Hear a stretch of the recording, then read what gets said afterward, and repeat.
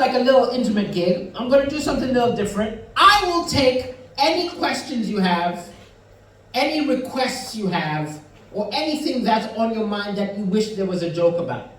Okay? We're going to like make it a personal joke like you could never have if you were at home with a DVD, because you can interact with me. So don't be shy. There's nothing that will upset me. If I can't think of something, I'll just say, okay, you defeated me.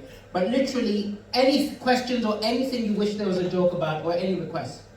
Gee, yes, sir. What do you think of the new Doctor Who? What do I think of the new Doctor Who? It's fantastic. I'll tell you what the funniest thing is about it, right? So the new Doctor Who, for anyone who doesn't know, is like, he's black and gay, right? He's black and gay. And there's some people very upset about this, right? Who were online going on like, you can't have a black Doctor Who! You can't have a black Doctor Who! It's so unrealistic! And I was like, unrealistic? Like, what about the time travel and like the telephone box that is bigger on the inside? Like, literally, at least he's bigger on the inside.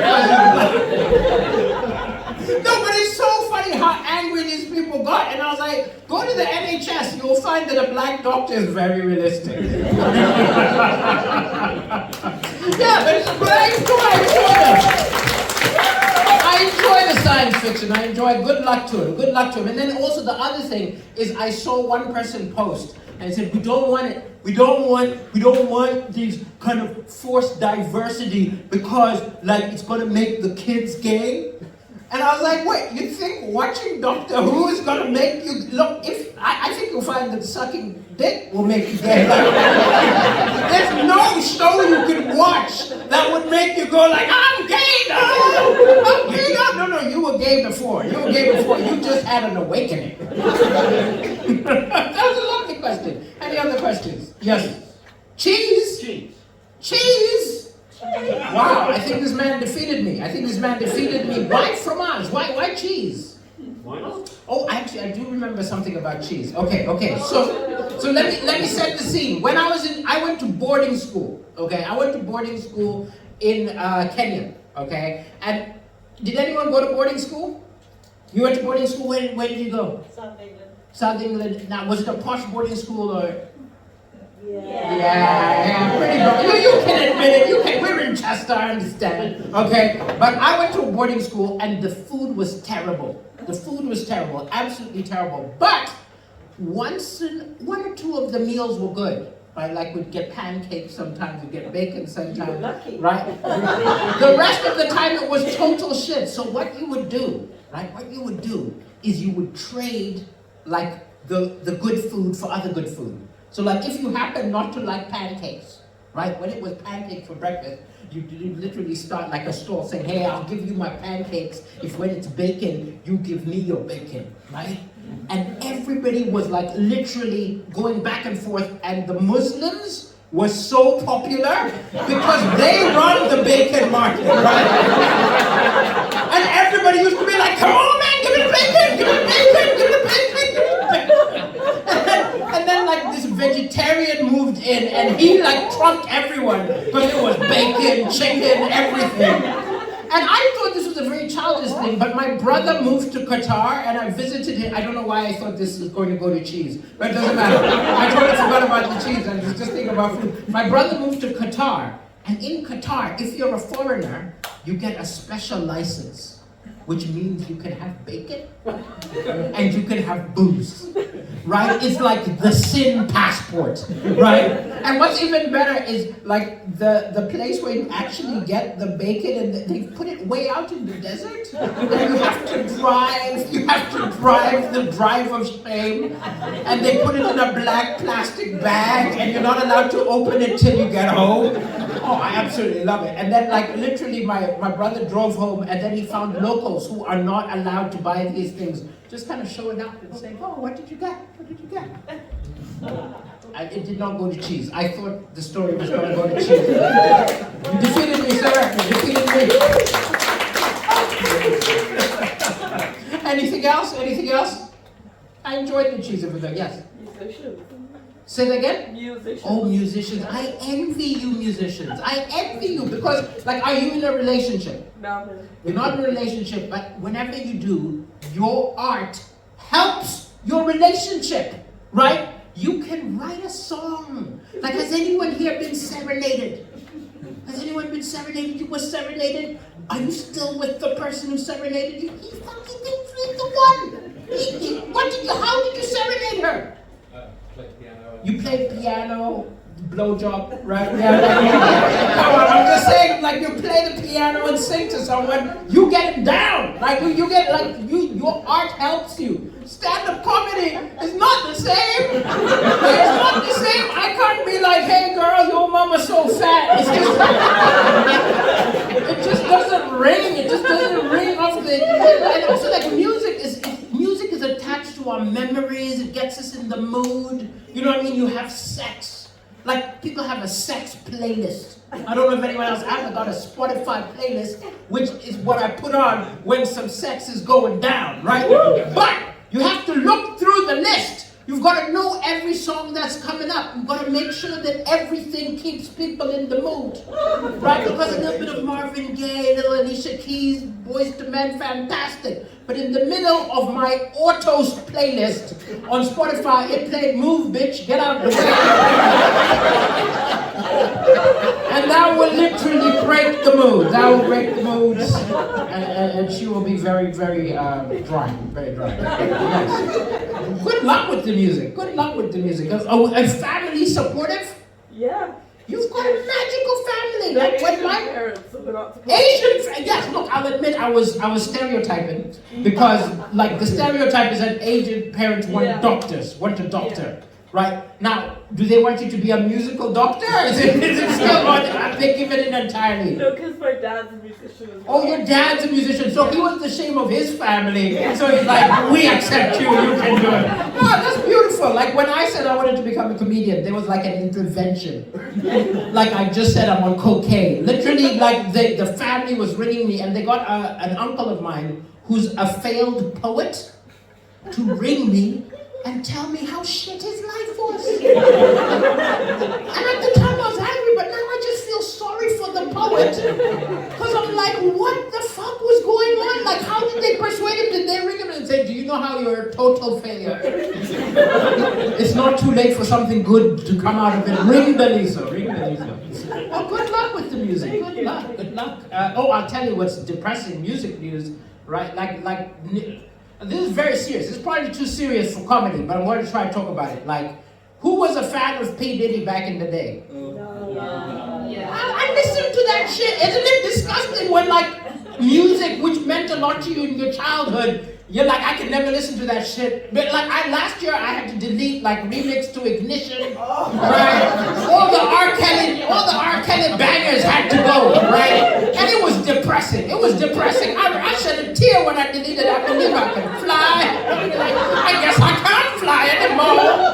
Right? You know what I mean? Like, and I think we need a system. When a musician we have songs we love is found out to be a horrible human being, as we find this out, we need to get another musician to cover their entire catalog. As R. Kelly was arrested, we needed to have someone on the phone to Jason Derulo. Start singing! You believe you can fly!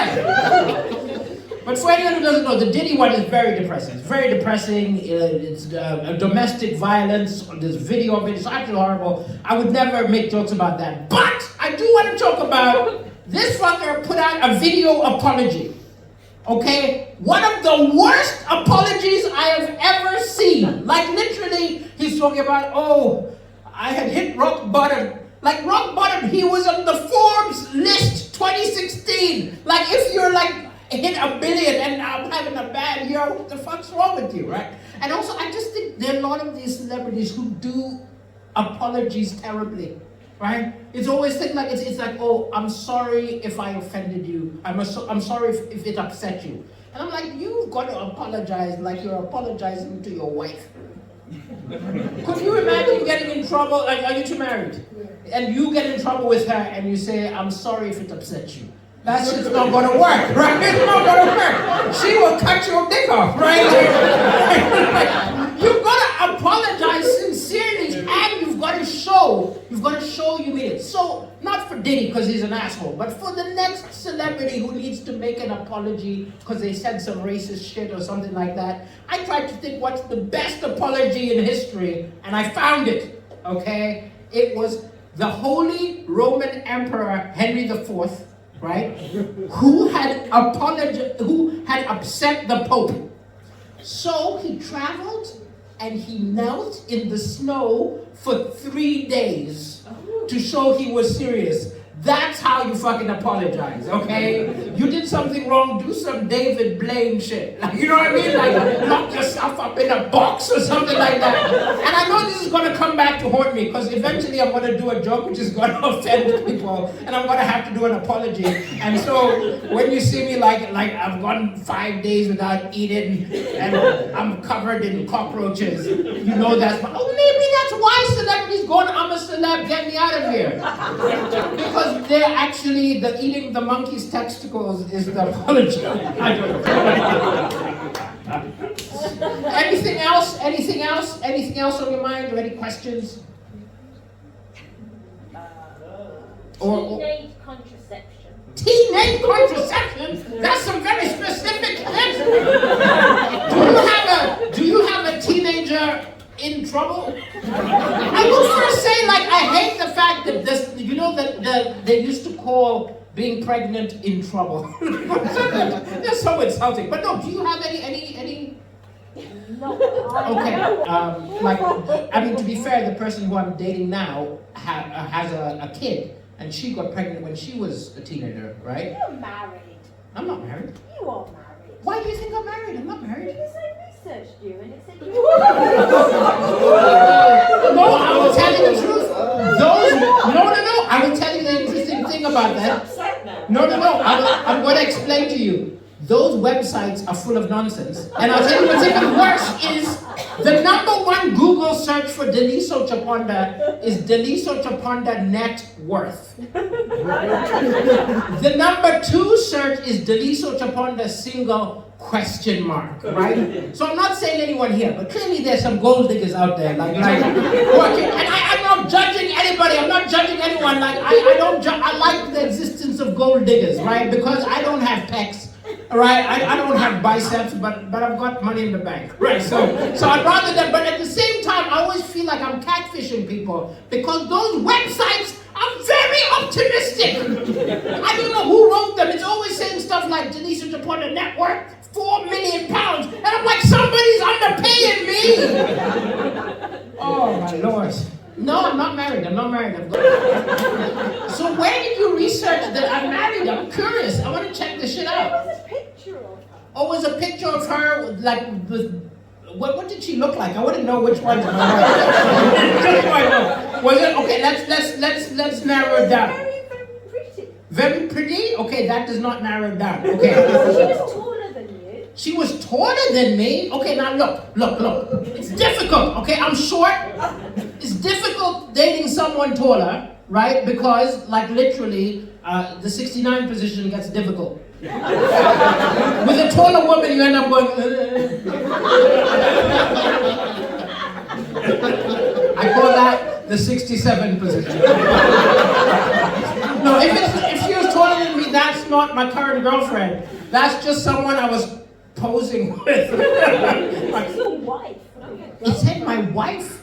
Like, who does it think's my wife? I need to Google this later because I owe somebody alimony.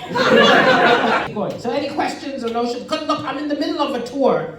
So when I do the tour, it's always my exact same show. So when I get a show like this, I have fun and I play around because it's just more fun for me. So any questions or notions? Or things you wish there was a joke about? Can you just... Yes, can I just? Can you describe to me the difference between people from Rwanda coming to this country? People from Rwanda coming here versus... Yes. People from Rwanda coming Here? for sanctuary. Yes. Versus us sending people to Rwanda. I don't This is you get said that. it. You don't get the whole thing. Oh, you've opened up a can of worms, but I'm the right person to talk about it. No, I'm glad you asked me about the Rwanda situation because first of all, like when I was born, I was a refugee, right? I was born. I should have been seeking like milk, but I was seeking asylum.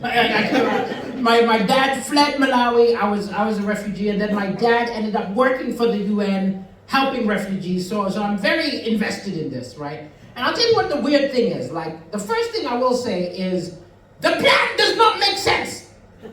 They've spent 600 million pounds. They've not sent one fucker. Not even one.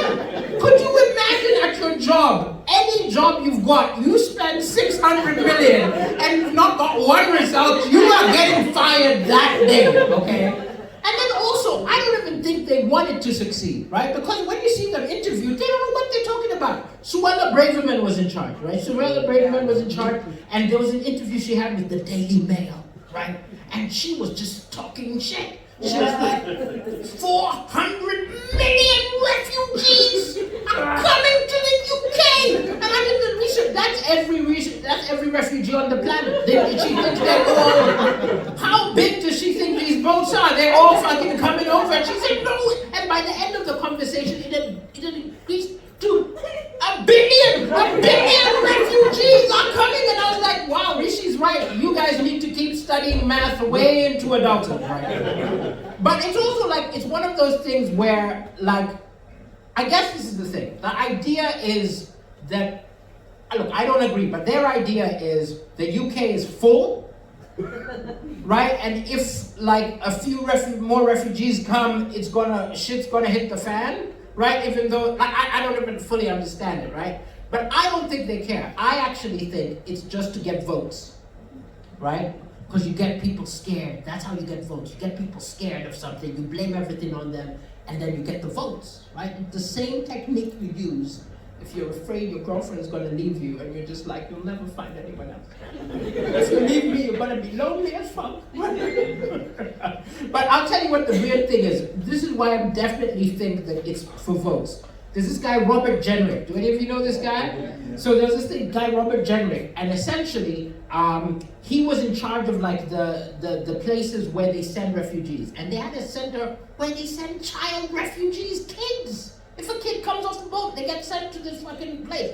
And because it was for kids, they painted Mickey Mouse, Donald Duck, just cartoons, Baloo the Bear, just to make the kids not terrified when they've just come off a boat, right?